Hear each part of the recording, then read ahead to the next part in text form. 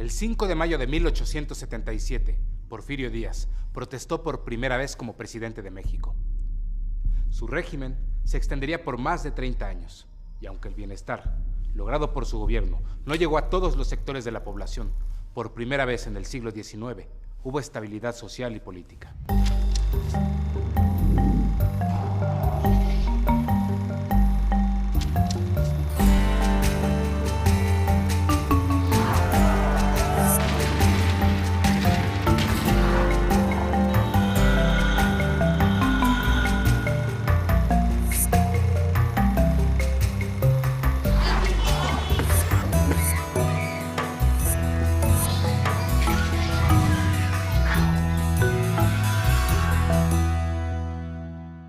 Esta es la historia de la educación en México durante el Porfiriato, fuertemente influenciada por las tendencias y modelos europeos, como casi todos los ámbitos de la vida nacional en esa época.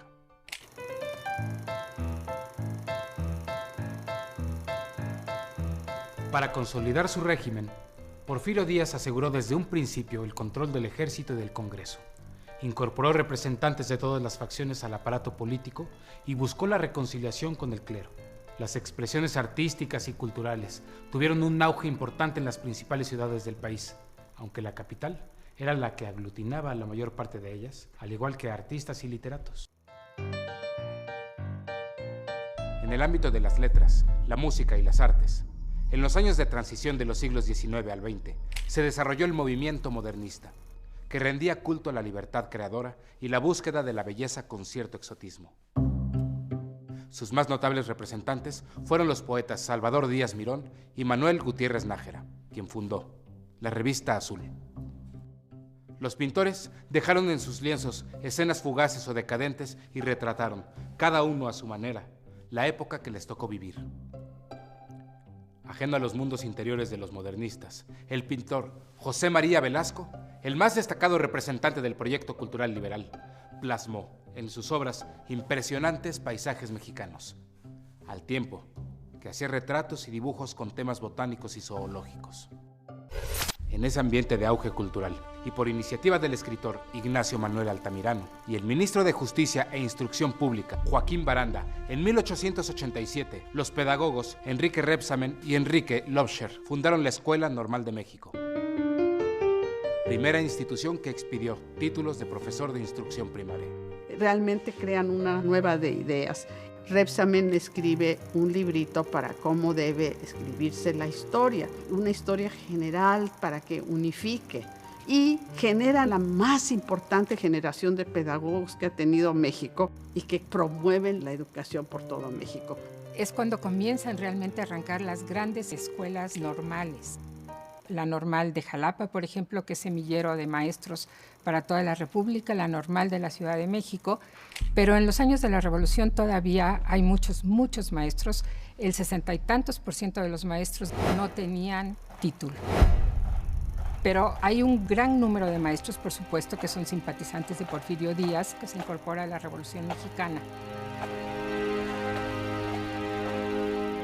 Hay también un nutrido grupo, y quizá más numeroso todavía, de aquellos maestros que son opositores a la dictadura, que están descontentos por la longevidad del régimen, pero están descontentos sobre todo con la incongruencia que hay entre el discurso y la práctica, ¿no? En la escuela se habla de igualdad, de libertad, de justicia, y todo esto pues no lo practica el régimen.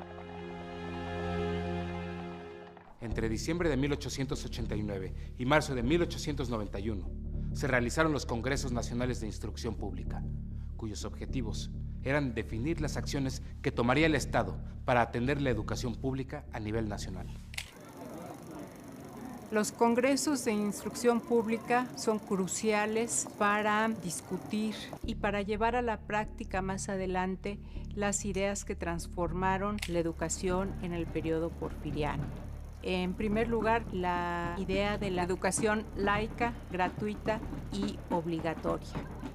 Tradicionalmente la educación había estado en manos de la Iglesia Y una idea muy importante que se trató en los congresos pedagógicos respecto al laicismo en la educación es que era posible educar y formar moralmente a los niños sin darles una educación religiosa.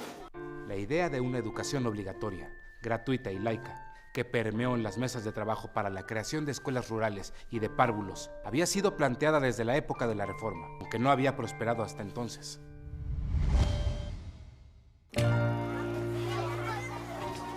Fueron el arranque ideológico y práctico de la educación nacional. Lejos de pensar que el porfiriato fue un régimen centralizador, lo que se deseaba a través de estos congresos es llegar a un consenso acerca de las diferentes materias que concernían el sistema educativo mexicano. Se nombraron varias comisiones, vinieron representantes de todos los estados de la República. A partir de entonces empezaron a pugnar por nuevas leyes educativas. Otros de los grandes temas de los congresos educativos fue la importancia de centrarse en el niño como una persona con cualidades específicas, con necesidades particulares, y encontrar la manera de darle una educación integral. Aunque se llaman congresos de instrucción pública, había un rechazo de parte de los educadores a esto de instrucción porque lo consideraban pues muy limitado, que se refería solamente a algunos aspectos técnicos del conocimiento. Ellos buscaban una verdadera educación integral, completa de los niños para que fueran seres formados en los valores nacionalistas y ciudadanos del México moderno.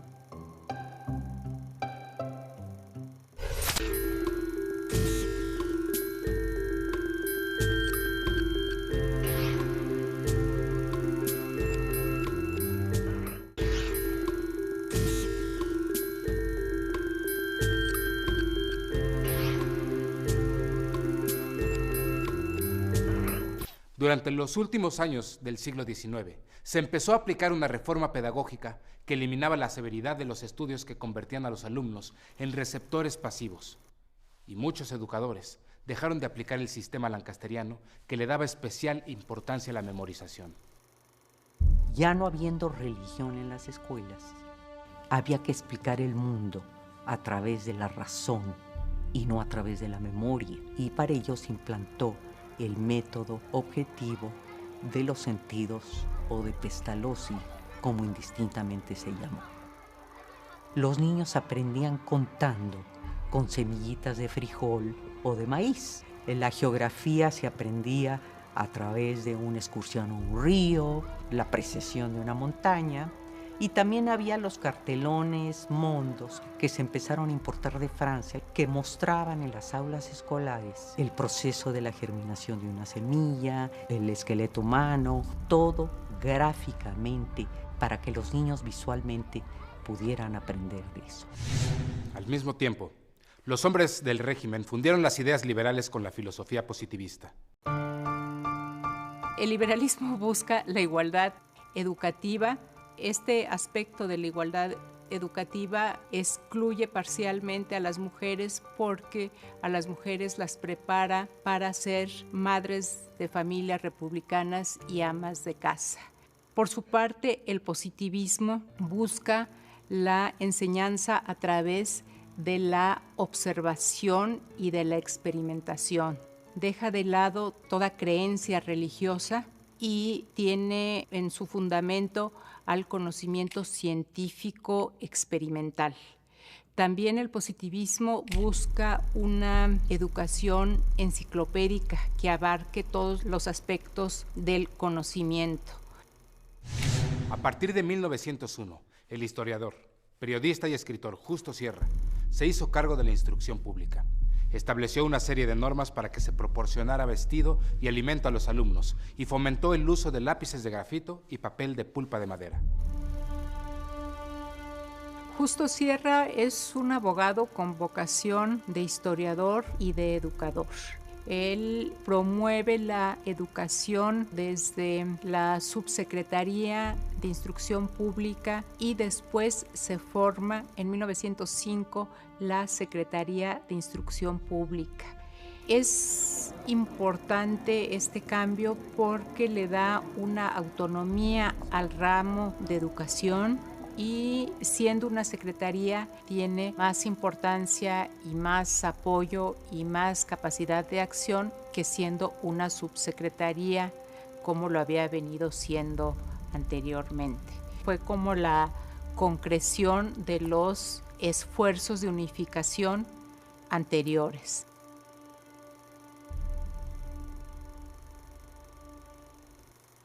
En la capital y algunas ciudades del interior, empezaron a funcionar algunos jardines de niños que aplicaban el método de juegos del pedagogo alemán Federico Frebel. La profesión de maestro fue una de las más estimuladas durante el Porfiriato y una opción laboral que otorgaba cierto prestigio social, sobre todo a las mujeres, a pesar de que su capacidad intelectual, ya fuera como docente o alumna, fuera puesta en duda en esa época. Había quienes consideraban que las mujeres tenían una menor capacidad para el aprendizaje y que no se les debería educar porque se corría un riesgo casi apocalíptico. Se pensaba que si las mujeres tenían acceso a una educación más allá de la educación primaria, ya nunca se iban a querer casar ni a tener hijos, entonces que iba a desaparecer la humanidad. Había quienes consideraban que las mujeres sí podían tener una educación, pero que su interés profesional nunca debería superar a su compromiso doméstico y a su labor como madres republicanas que inculcaran los valores laicos en sus hijos.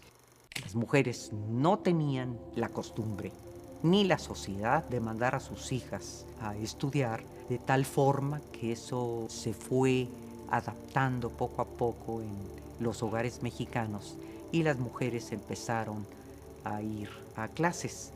Digamos, en los inicios del Porfiriato, cuando una mujer salía sola en la calle era porque iba a misa. Hacia 1890, 1900, se empezaron a ver las mujeres ávidas de llegar a las escuelas especiales y también a sus trabajos. Empezaron a tener una libertad estudiantil y una libertad laboral que no habían desarrollado en años anteriores. La escuela preparatoria se convirtió en una institución fundamental para el plan educativo del gobierno y la vieja tradición liberal de los institutos científicos y literarios se incrementó considerablemente. La profesión de maestro de educación básica fue una de las más estimuladas durante el Porfiriato y el magisterio representó una opción laboral y prestigiosa, sobre todo para las mujeres, aunque no estaba muy bien pagada. En todos los estados de la República se abrieron escuelas normales y en algunas ciudades se crearon instituciones para la enseñanza de las artes plásticas, además de algunos conservatorios. Al mismo tiempo, se popularizaron las escuelas de artes y oficios para adultos. Los egresados podían emplearse en las numerosas fábricas que funcionaban en aquellos años y que eran el reflejo de la creciente industrialización del país. Al comienzo del siglo XX, México había alcanzado un progreso indiscutible. La red ferroviaria superaba los 15,000 kilómetros. El mercado interno había crecido. México era el primer productor mundial de plata, el segundo de cobre y contaba con la primera siderúrgica de América Latina. Existían fábricas de toda índole y gracias a las concesiones otorgadas por el gobierno a compañías extranjeras, comenzaron también las primeras explotaciones petroleras. Pero el progreso no había llegado a la mayoría de la población. Las campañas de higiene escolar eran limitadas y la mortandad infantil era muy alta. La desigualdad social, las condiciones de explotación en que vivían grandes sectores de la sociedad y la falta de democracia originaron que a partir de 1906 la oposición al régimen fuera cada vez más evidente. Al mismo tiempo, las ideas de libertad, justicia y democracia que difundían los maestros formados en las nuevas normales se extendieron en amplios sectores de la población. En oposición a lo anquilosado del régimen, a fines de 1909, nació el Ateneo de la Juventud, una agrupación cultural independiente integrada por escritores, músicos, pintores y otros artistas. El Ateneo de la Juventud está integrado por jóvenes universitarios, entre los que están Antonio Caso, José Vasconcelos, Pedro Enrique Ureña, Alfonso Reyes, quienes están interesados en hacer una renovación en el tipo de educación y en la filosofía que se enseñaba. Estos jóvenes les tocó vivir la Revolución Mexicana y cuando se fueron haciendo mayores, pues se convirtieron en pilares de las instituciones culturales y educativas posrevolucionarias.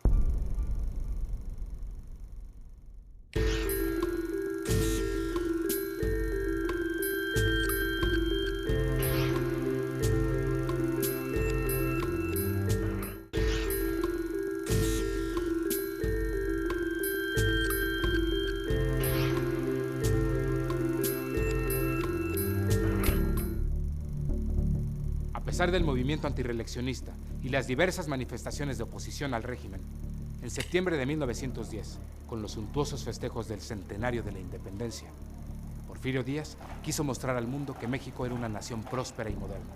En la capital hubo desfiles, banquetes, inauguraciones y bailes. La Secretaría de Instrucción Pública y Bellas Artes celebró las fiestas con la inauguración de la Universidad Nacional en el anfiteatro de la Escuela Nacional Preparatoria.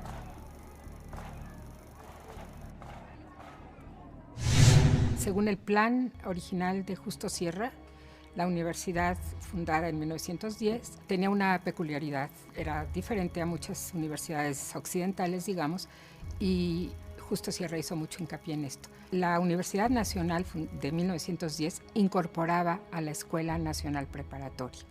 Consideraba que entonces debería de formar parte de la universidad para que hubiera realmente un nexo, una liga entre la preparatoria y la universidad. También hay que decir que la Universidad de Justo Sierra no era una universidad autónoma, era una universidad que dependía de la Secretaría de Instrucción Pública.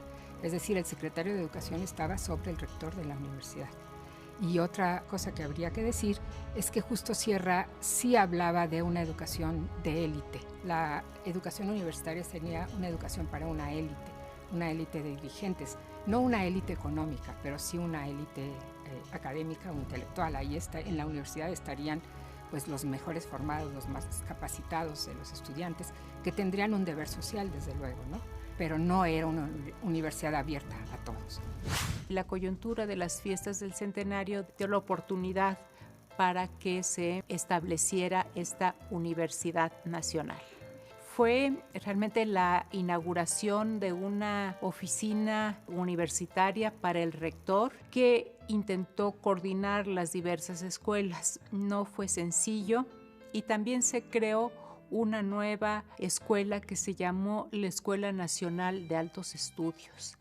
Esta estuvo proyectada como una escuela de posgrado en donde se enseñaría el conocimiento más avanzado y más especializado a quienes ya fueran profesionistas.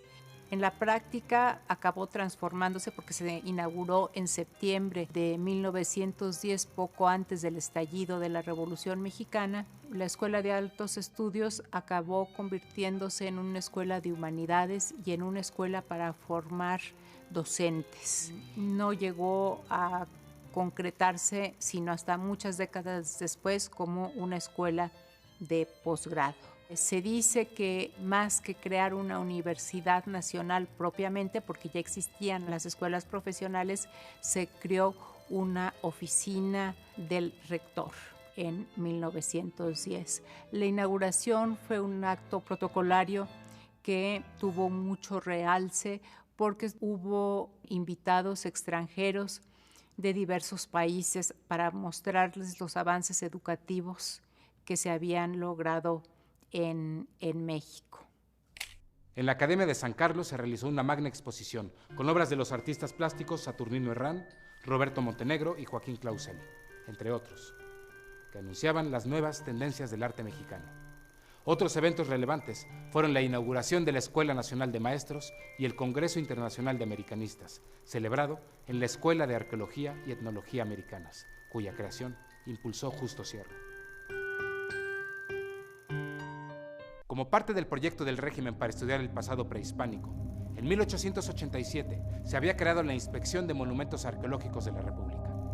Estaba a cargo del arqueólogo Leopoldo Batres y Huerta, quien desde 1905 había explorado Teotihuacán. Se contrató a cientos de peones para realizar las primeras excavaciones, liberar y restaurar la Pirámide del Sol, que tenía la apariencia de un cerro por estar cubierta de tierra, piedras y árboles. El 13 de septiembre de 1910, Porfirio Díaz, Leopoldo Batres y Justo Sierra, acompañados de una comitiva, acudieron a Teotihuacán para inaugurar oficialmente la zona arqueológica. El estruendo de las fiestas del centenario no pudo acallar la efervescencia social y tampoco ocultar que el 70% de la población no sabía leer ni escribir. Sin embargo, durante el Porfiriato, el trabajo de hombres como Justo Sierra contribuyó para que después de la lucha armada pudiera establecerse a nivel nacional la educación gratuita, laica y obligatoria.